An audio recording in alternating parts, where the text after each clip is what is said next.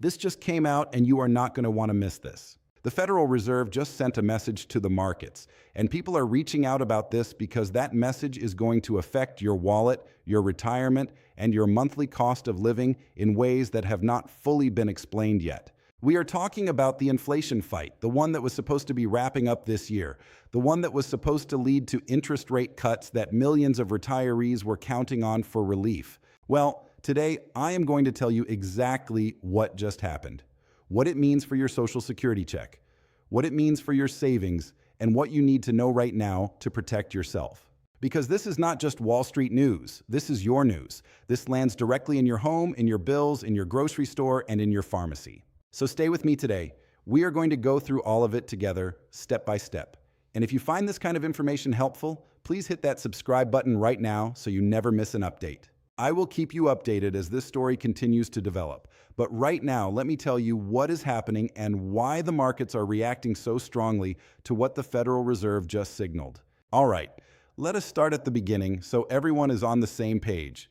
The Federal Reserve held its most recent policy meeting on April 29th of this year. At that meeting, officials voted to keep interest rates right where they have been, sitting in a range between 3.5% and 3.75%. But it was not just the decision itself that shook the markets. It was the signal, the message behind the decision. The Fed made clear that this inflation fight is not over. In fact, it is signaling that the inflation fight may last considerably longer than anyone had been hoping for, and markets reacted immediately. Bond yields climbed higher. Market expectations for any interest rate cuts in 2026 were effectively eliminated, and divisions within the Federal Open Market Committee, the group that actually votes on these decisions, raised new concerns that rates might not only stay high but could even go higher before this is over. Thrivent, I want to pause right here and just say clearly, I know that sounds alarming, but I want you to understand what it means in plain English. Stick with me. I will explain this in a moment. Federal Reserve Bank of Chicago President Austin Goolsbee said just days ago, on May 8th, that both rate cuts and rate hikes are on the table right now.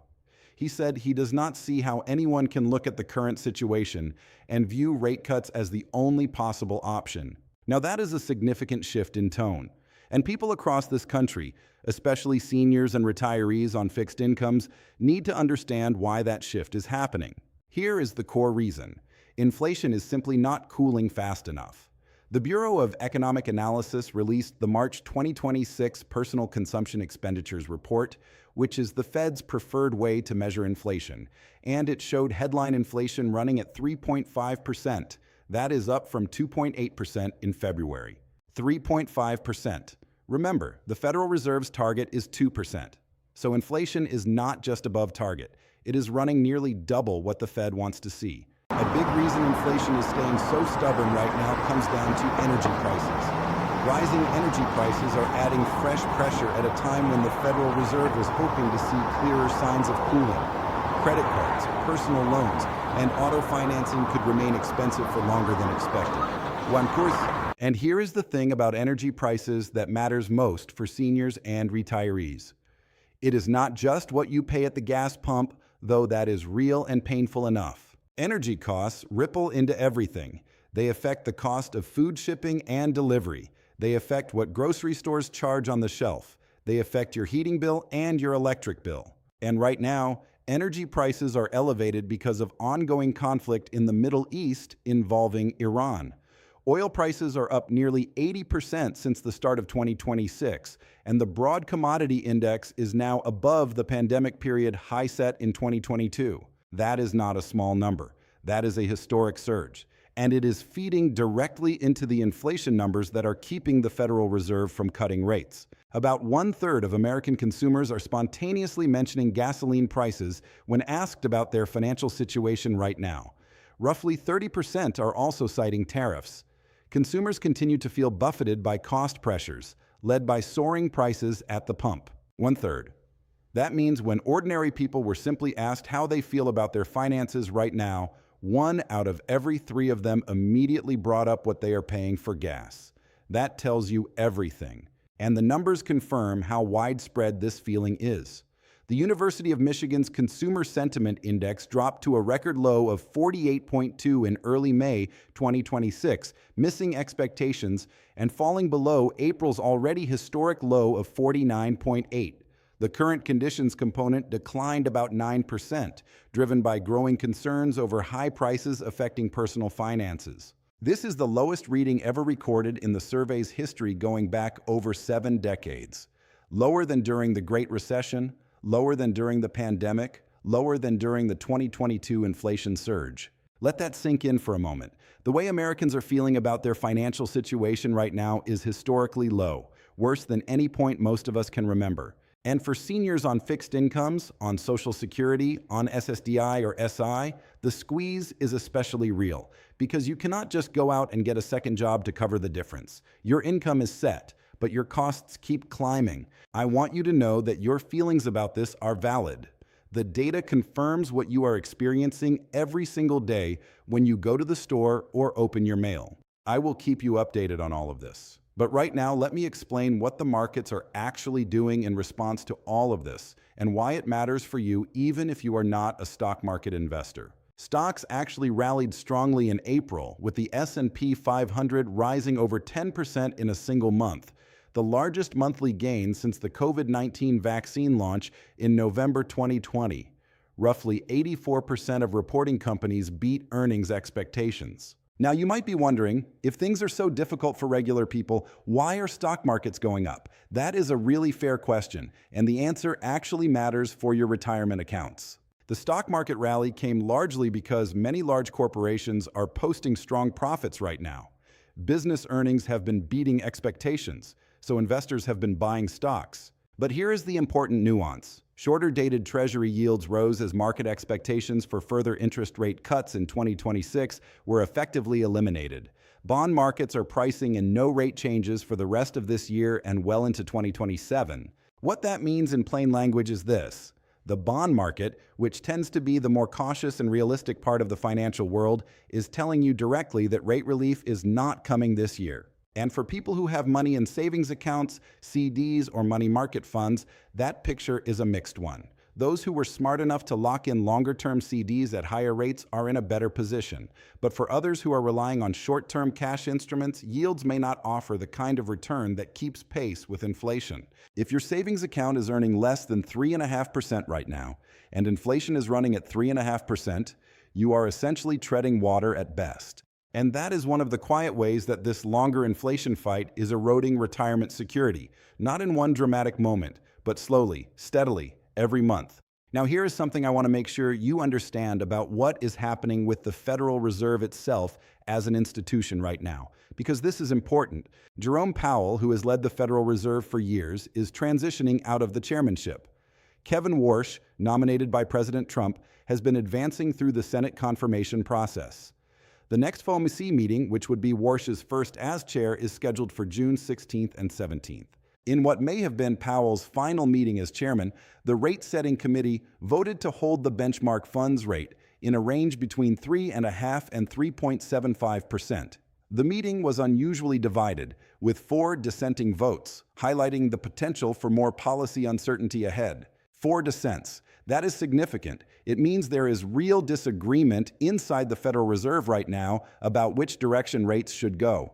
Some members want cuts, some want to hold, and some are signaling that hikes cannot be ruled out. Bank of America economists now see the Federal Reserve cutting rates in July and September of 2027, having pushed back their original forecast for cuts in September and October of this year.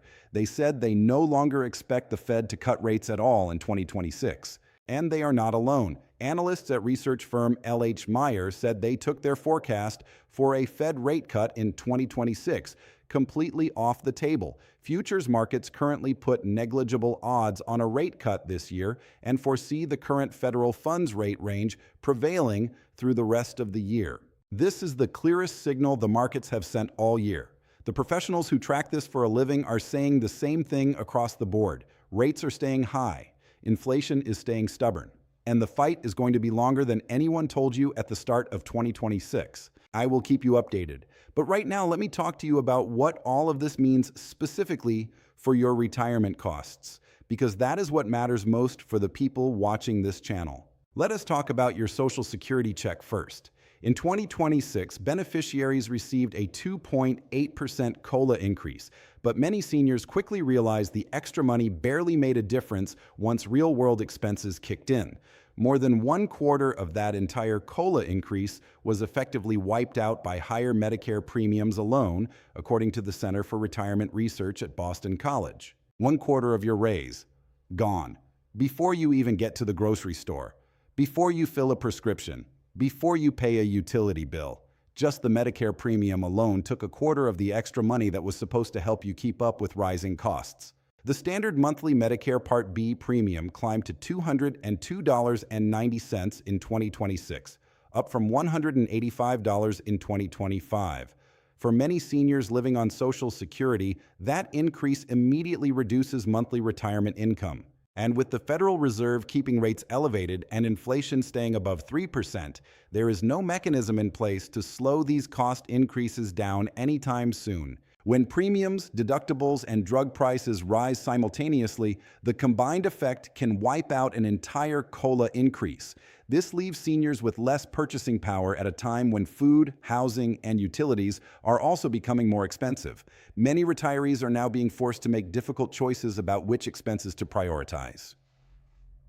I know that is a hard reality to sit with, and I do not want to just present problems without also talking about what you can do and what protections are in place. So let me give you some of the good news as well. Because even in a difficult environment like this one, there are things working in your favor that you should know about. First, the new prescription drug out-of-pocket cap under Medicare Part D this year. Starting in 2026, the annual out-of-pocket cap for Medicare prescription drug costs is $2,000, protecting seniors from catastrophic drug expenses. That means once you have spent $2,000 on covered medications this year, your plan covers the rest at 100%.